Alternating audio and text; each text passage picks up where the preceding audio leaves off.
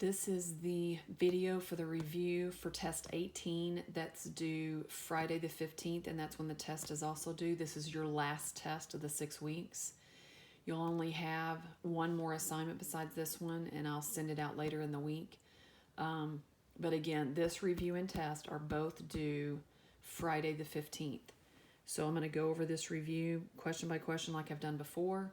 So make sure you pay attention to what I do on the review and that you do well on this test, because this is your last chance. If you're not happy with your grade right now, this is the only other thing you can do. This and then the last assignment, make sure you do well on them to get your grade where you want it to be before this school year is over, because we are almost there. Okay, so here we go. On the review, number 1, you've got ln of 6e all to the 8th. So you're supposed to use properties of logarithms to evaluate this. So remember, the 8 comes in the front, and it's ln 6e. And then you split it apart and make sure you distribute the 8. So 8 ln 6 plus 8 ln e. So that is 8 ln 6 plus 8, because ln e is 1, and 8 times 1 is 8. And then you type that in your calculator just like that, making sure that you close your parentheses. So let me show you that. 8 ln 6, close parentheses before you add the 8. So that's around 22.3. So that's the way number 1 works. Then on number 2, you are given that angle A is 56, angle B is 50, side B is 78, and you want to find all the other stuff. You want to find angle C, you want to find side A and side C. Well, finding angle C is very easy, because you just do 180 minus 56 minus 50, and that'll find angle C. So 180 minus 56 minus 50 gives you 74. So angle C is 74, exactly. Then you can set up law of sines, because you have matches. You have matches of B, you have angle B and side B. You could draw a triangle for this, but you really don't have to, because you have your matches. So if I want side A, I could do side B over sine of 50. This is law of sines. Law of sines. You know, where you make your proportion. So side B over angle B, and then side A over angle A, sine of 56. So then the only thing that needs to move is that sine of 56, so we can get A by itself. And then you type that on your calculator. 78 sine 56, close parentheses, divided by sine 50. And then round it to, we're supposed to round to the nearest hundredth. So that would be 84.41. So A is about 84.41. Or I can put it up here, 84.41.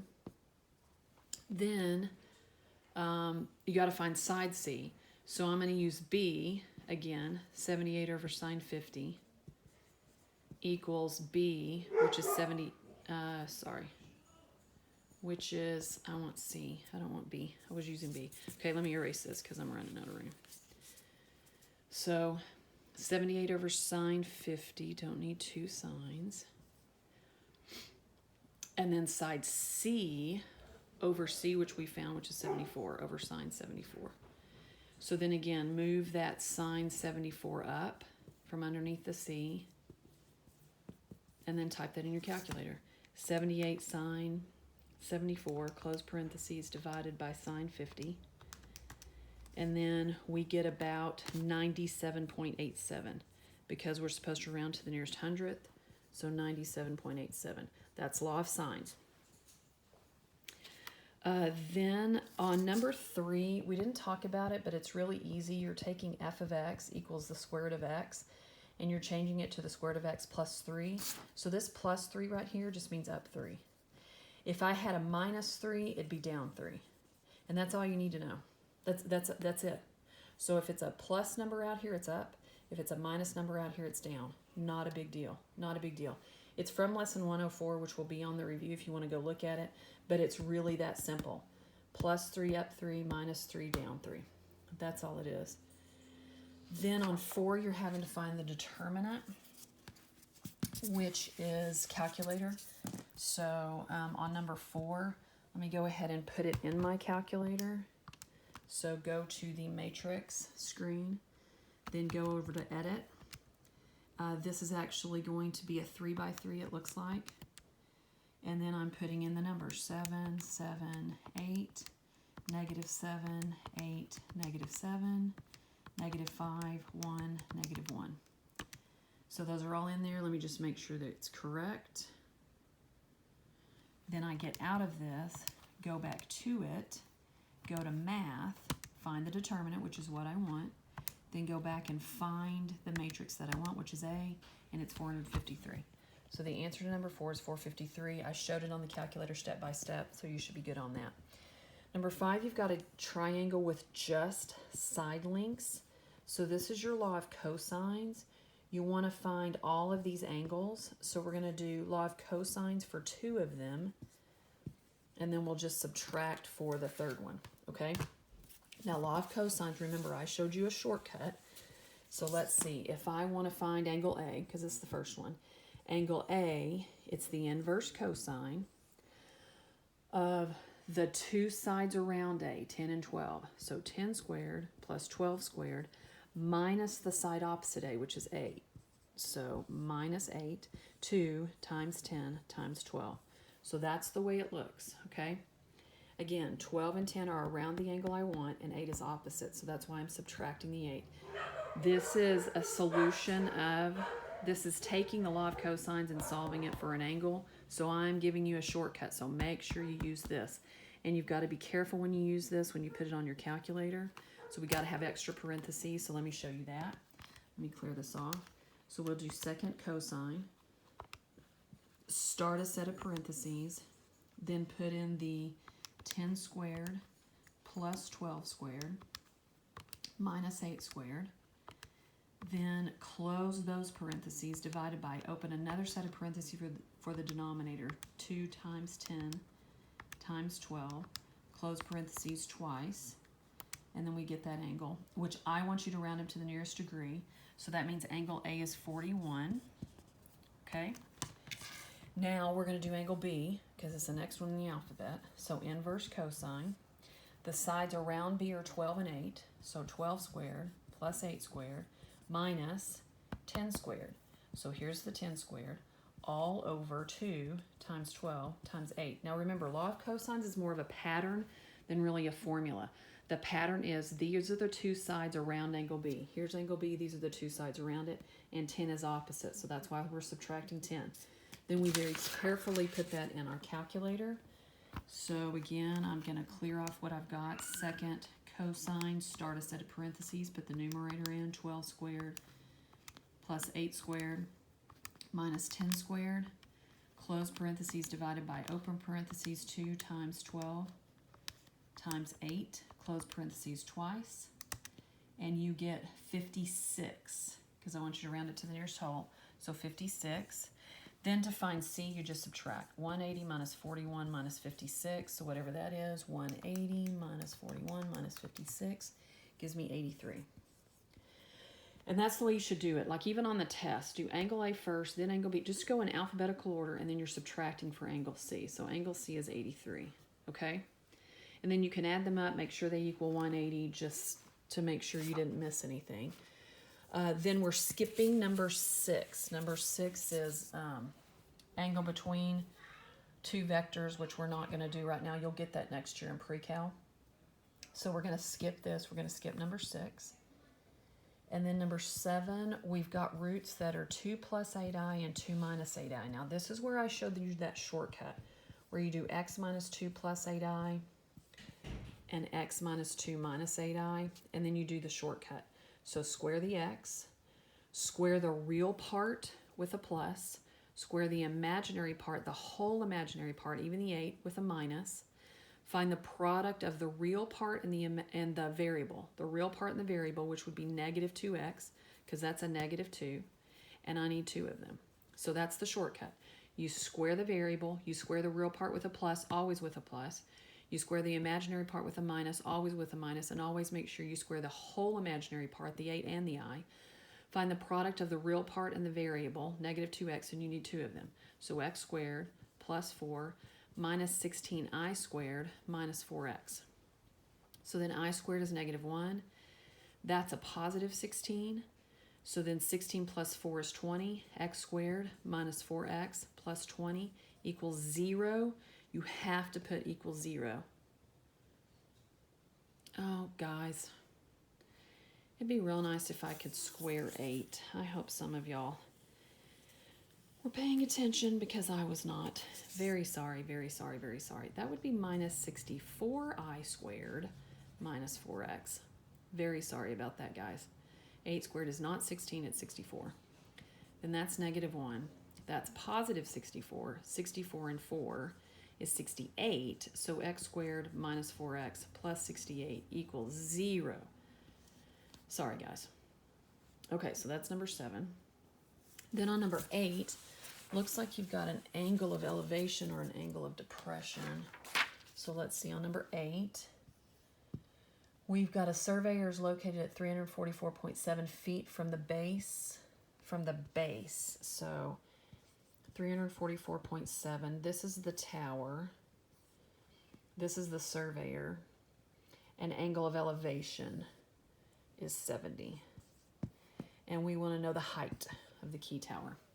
You don't have the hypotenuse. You're not looking for the hypotenuse. Your only option here is tangent. So tangent of 70 is opposite over adjacent. That is tangent opposite over adjacent.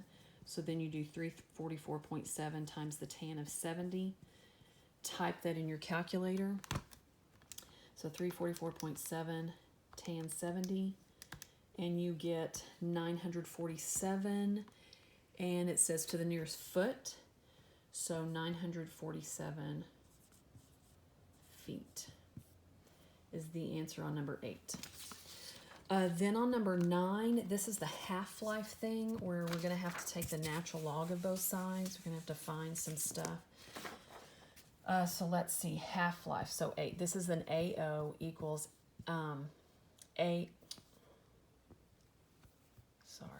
AT equals AOE to the KT, where KT is our time, and it could be minutes, days, whatever they tell us, and then K is our constant of change, like it's how it's changing, it's the rate of change, and then E is just E. AO is what we start with, and AT is an amount after time. We're told that we have a half-life, that radium is an alkaline earth metal and extremely radioactive. Its isotope Ra-226 has a half-life of 1,602 years and decays into radon gas. How long will it take for 1 gram of Ra-226 to decay to 0.2 grams? Okay, so first, we have to find K. We know it has a half-life, so that's where we put that 0.5 equals 1e to the K, and then my half-life is 1,602 years. So I'll put that in for T, solve for K. This is where you divide by 1, but it really doesn't do anything. But you want to get that E to where it doesn't have anything in front of it, and then you take the natural log of both sides. Now, why are we taking the natural log? You should remember it cancels that E out. They're inverse operations. So ln 0.5, do not lose that decimal point. Then we're going to divide by 1602. Guys, this should be a negative because you've got a decay. How do you know you've got a decay? Because it's a half-life. That means half of it goes in 1,602 years. So natural log of 0.5, close parentheses, divided by 1602. It's a 1602. And we get K. Okay, now this is what K looks like on the calculator when I get it. That negative 4.326. And that always freaks y'all out. But what it is it's scientific notation. It's e to the negative 4th. So what you're going to do is you're going to take that decimal and you're going to move it over 4 times. You're going to move it over to the left 4 times. So let me show you what I'm talking about. It's negative 4.32676.143 e to the negative 4. So you're going to take this decimal place 1, 2, 3, 4. So it's negative 0.12343. Let's go ahead and use 6 decimal places on this because we've got so many zeros. So that's what my K looks like. That's what my K looks like. Now I want to find out how long it's going to take for 1 gram to decay to 0.2 grams. So my AT is 0.2. That's what I want after amount of time. I want to start with the 1. E is just E. K is now negative 0.000433, and I want the time. Now how do we solve for T? Just like we did K. We do the same thing. We get rid of this 1, because we want e by itself, which technically when there was a 1 there, it is by itself, but if there was something besides 1, you would definitely have to make sure you divided by it. Now we take the natural log of both sides to get rid of that e because they're inverse operations. So that cancels. We're left with ln 0.2. Don't lose these decimal points. And then we divide.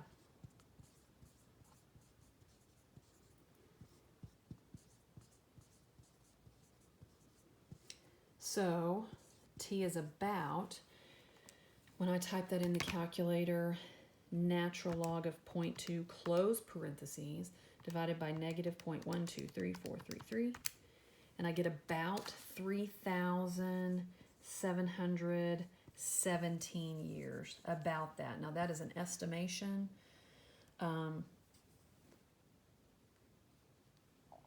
And so, but that's what I got on my calculator, and so I estimated to that to the nearest year. Okay. Then number 10 is not something you've seen before, but I actually am going to talk about it in the video that I send either Tuesday afternoon or Wednesday morning. It's from lesson 102, and I want to talk about it. It's super, super, super, super easy. You're solving logarithmic equations. It's super, super easy. So I'm going to show it to you now, and y'all are going to say, this is really easy. And then I'm going to show you notes on 102 later in the week, and then that'll help you as well. Because remember, the review and tests aren't due until Friday, so you could wait till you got that. If you're real uncomfortable with this, which once I show you, I don't think you're going to be, then you can do the problems after you see that. Anyway, you're going to write this exponentially, which means 8 is my base, 3 is my exponent, and that equals 2x plus 6. And then you solve for x. Not a big deal. You figure out what 8 cubed is, which is, you know, put it on your calculator or you know it or whatever. It's 512 equals 2x plus 6. Subtract 6, so 512 minus 6 is 506. And then you divide by 2. And then x equals 506 divided by 2 is 253. The only thing you have to watch out for, which this isn't even going to come up for us right now, is that this x can't make this in here 0 or negative. That's the only thing you have to watch out for. But like I say, I don't think it's even going to come up on the review or on the test. And that's it. Like, that's lesson 102 right there. That's what I'm going to show you. There's another little piece to lesson 102, which I'm going to show you here in just a minute. But it's probably even easier than what I just showed you there. Okay, so then on number 11, this is something we did way back in lesson 44, where we do what's called rationalize the denominator. So you multiply by the conjugate. This is the conjugate. Why is it the conjugate? You multiply by the conjugate of the denominator because these signs are different, but everything else is the same. So we're multiplying by the conjugate. So on the top, you distribute. It's 24 times 3 squared roots of 3. On the bottom, you do a shortcut. Square the 8, put a subtraction sign every time, and then square the radical part. You put a subtraction sign every time. I can't stress that to you enough. You put a subtraction sign every time. Then 64 minus 3, because the square root of 3 squared is just 3. That'll give you 61, and then you separate it. 24 over 61 plus 3 squared roots of 3 over 61. And then if this reduced at all, then you'd reduce it. Now, I made a mistake because I put a 3 here, but this should be a 2. So let me go back and fix everything. That's a 2. This is a 16. This is a 2 squared roots of 3, just so y'all won't freak out because I put the wrong number. That's still 2 squared roots of 3. Okay, so this should just be a 16, and this should be 2 squared roots of 3. Because it was a 2 and not a 3. So, but again, you separate them and then simplify if you can. This doesn't simplify, so you just leave it like that. But make sure you separate it into 2 different fractions like I showed you. Then on 12, this is where we take the laws, properties, rules, laws of logarithms, and we write this as a sum or a difference. So the first thing you do is put the 7 in the front. And then we're going to separate this into sum and a difference and distribute the 7. So 7 ln 9 plus 7 ln e to the fourth, because this is an addition because it's a multiplication, so we turn it into an addition, minus, because this is on the bottom, it's a fraction, so it makes subtraction. This 7 distributes, b to the 7th. Then nothing happens with this first term. With the second term, ln e cancels, and you're left with 7 times 4, which would be 28. Then here, that 7 needs to move in the front because it can't stay where it is, and 7 times 7 is 49. So 49 ln v. Oh my goodness, I forgot the ln.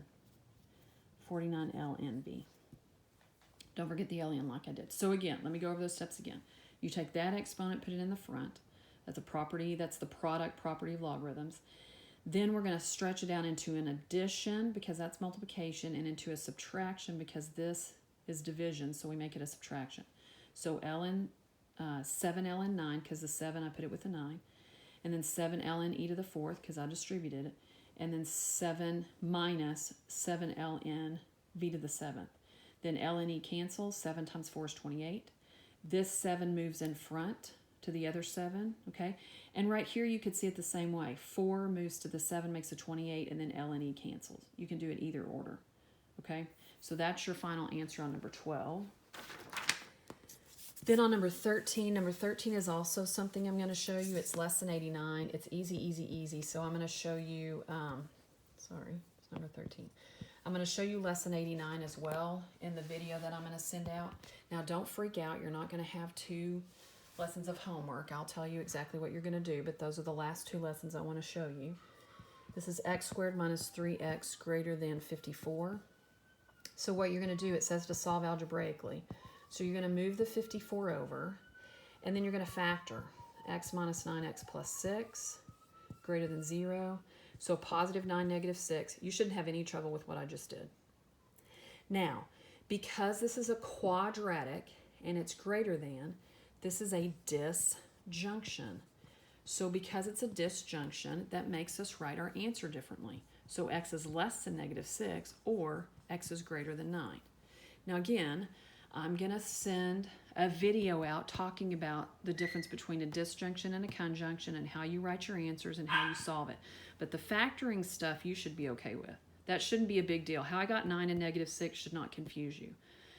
I'll talk more about this in the video that I send, but because it's greater than, it's a disjunction. If it was less than, it'd be a conjunction, and you'd write it as negative 6 less than x less than 9. Okay? If it was less than, it'd be a conjunction, and this would how you write your answer. But again, the video I send out later in the week will have that. Okay? Then on number 14, it's simple law of cosines. You want one side, which is a. This is 22, this is 12, and this is 109. So you just put 12 over sine 109 equals a over sine 22. You don't have to find any of the other sides. You don't have to find any of the other angles. So 12 sine 22 over sine 109 equals a. And then you type that in your calculator and round it to what you're supposed to. So 12 sine 22, close parentheses after the 22, divided by sine 109, and you get about 4.75. Says to round to the nearest tenth, so a is going to be about 4.8 because it says to round to the nearest tenth on the review. So make sure you round to the nearest tenth. So that's number 14. Then number 15 is a real quick one. Let's see, number 15, we want to simplify log base 7 of 7 to the 9c minus 8. Log base 7, 7 cancel, 9c minus 8. That is number 15. Number 16 is using substitution, y equals x minus 8, and then 6x minus 5y equals 49. When it's set up like this, I want you to use substitution. So you're going to put that right there where by the 5. So 6x minus 5 times x minus 8 equals 49. Then you go from there. 6x minus 5x plus 40 equals 49. This is x plus 40 equals 49. Subtract 40. So x is 9. If x is 9, plug it back in to find y. Y is 9 minus 8. So y is 1. So 9 comma 1 in parentheses. Some of y'all are forgetting to put it in parentheses, and I'm going to count it wrong. because it's an ordered pair, so it should be in parentheses like an ordered pair. So that was number 16. Number 17, you're just taking this 3 to the 1/8 and you're writing it as a radical expression. So the 8th root of 3. Notice where I put the 8. It's in the little v part. It's not in front of it. It's not behind it. It's in the little v part. So that's all you do on something like that. So whatever your denominator is, that's what goes here. Okay? Number 18 is from lesson 102 as well. It's easy, easy, easy. Again, I'll talk more on the video. The other video is sent out this week. But if every term has a log, all 3 of the terms have a log, they all drop off. Since it's addition, it turns into multiplication, so we multiply these arguments, and we just drop the logs off. We just drop those common logs off. Now we solve this little easy equation. X squared plus 6x, because I distribute the x. X squared plus 6x minus 27 equals 0. So that'd be x plus 9, x minus 3 when we factor. So -9, +3. Now again, you have to be careful because neither one of these can make either argument negative or 0. So if I take that -9, if I put it right here, it makes it negative and it can't happen. If I put it right here, it makes it a -3. So the -9 doesn't work, the +3 does. So it's mainly on these types like this. You know, I showed you that other one. On these types like this, you really have to check, especially if you get a negative answer. Make sure it doesn't make either one of these that have the variable. Make sure it doesn't make them negative or 0. And again, I'll talk about that more in the other video that I send out. Okay, then on number 19, you've got x cubed plus 3x squared minus 23x plus 35. And it says by finding all the roots. Now, it says that this comes from 106, but we've done this before. We've talked about rational root theorem before because this doesn't factor. So the possible factors of 35 are 1 and 35 and 5 and 7. That's it. And then plus or minus any of those, okay? I've told you to start with 1. I'm going to tell you that -7 works. So I'm going to show you how this works. 1, 3, -23, and 35. So then I bring down the 1. That's a -7. You should remember synthetic division. And that's a 28. So that gives me 5. -7 times 5 is -35. And then that gives 0. So then x squared minus 4x plus 5 equals 0. Now what we want to do is we want to try to factor this. We want to try the factors of 5 that give me -4. Well, there aren't any factors of +5 because the only factors of 5 are 5 and 1. The only way I can get 4 is to subtract them, but I can't. That means they'd be different signs, so these got to be the same sign. So I'm going to use quadratic formula or completing the square. Completing the square would actually be faster here, so that's what I'm going to use. X squared minus 4x plus 5 equals 0. So I take the first, I'm going to move the 5 over. I'm going to take the 4, divide by 2, and square it. So that's going to give me a 4. So then this is going to be x minus 2 all squared. We've talked about completing the square before. That makes x minus 2 all squared when we factor that. I have a minus here because that's a minus. Take the square root of both sides. Since I'm taking the square root of a negative, it's going to be imaginary. So that's going to be plus or minus I, because the square root of -1 is I. And then x minus 2. So then I'm going to add 2 to both sides. So x is 2 plus or minus I. So here are 2 roots. And then -7 is the other root. So my roots are -7,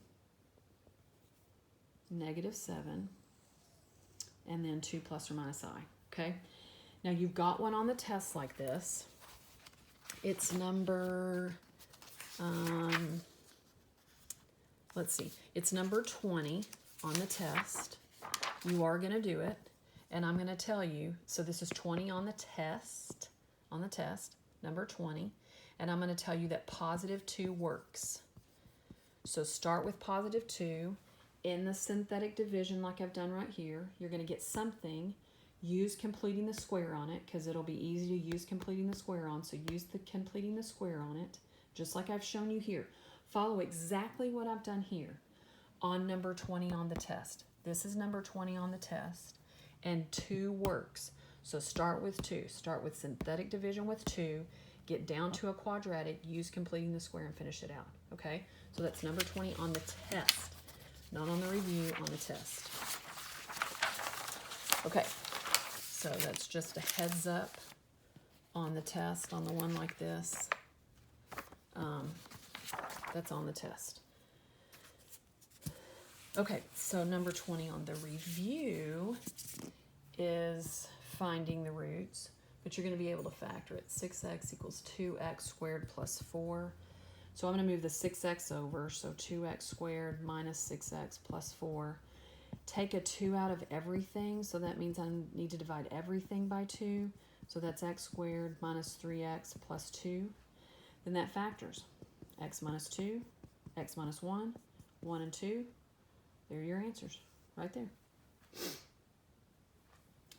Then number 21. Number 21 is finding the area of a triangle given 2 sides and the angle between. So it looks something like this. This is 24. This is 18. This is 132. So it's from the law of sines, where you just take 1/2 the 2 sides that you're given, 24 and 18, and then the sine of the angle between. So we do 1/2, just do 1 divided by 2 times 24 times 18. Whoops. And then sine of 132. That gives me about 160 to the nearest tenth, 160.5 centimeters squared. So make sure you label it. Then number 22, this is like what you had on that worksheet, on that logarithm worksheet that I gave you. So that's number 22. So we want to change this 1,000 to 10 cubed, and then there's already an x there, 8x there, so we got to multiply. And then this would turn into 10 to the 4th because there's 4 zeros there. So if my bases are the same, my exponents have to be 2, so I set them equal to each other. 3 times 8 is 24. That's why I put the 24. And then 4 over 24 is 1 over 6. That's like that logarithm worksheet. Those are like that logarithm worksheet that I sent. 23 is one that works very quick. It is ln(e) to the 2x squared plus 3x. Well, ln(e) cancels, so you're left with 2x squared plus 3x. Number 24. Okay, number 24, I want to show you because I think it's interesting. You don't have one like this on the test, but you do have it on the review, so you need to make sure that you do this like I'm doing on the review. You want to find the equation of the circle. So equation of the circle is x minus h all squared plus y minus k all squared equals r squared. We talked about equation of the circle a little bit last year in geometry.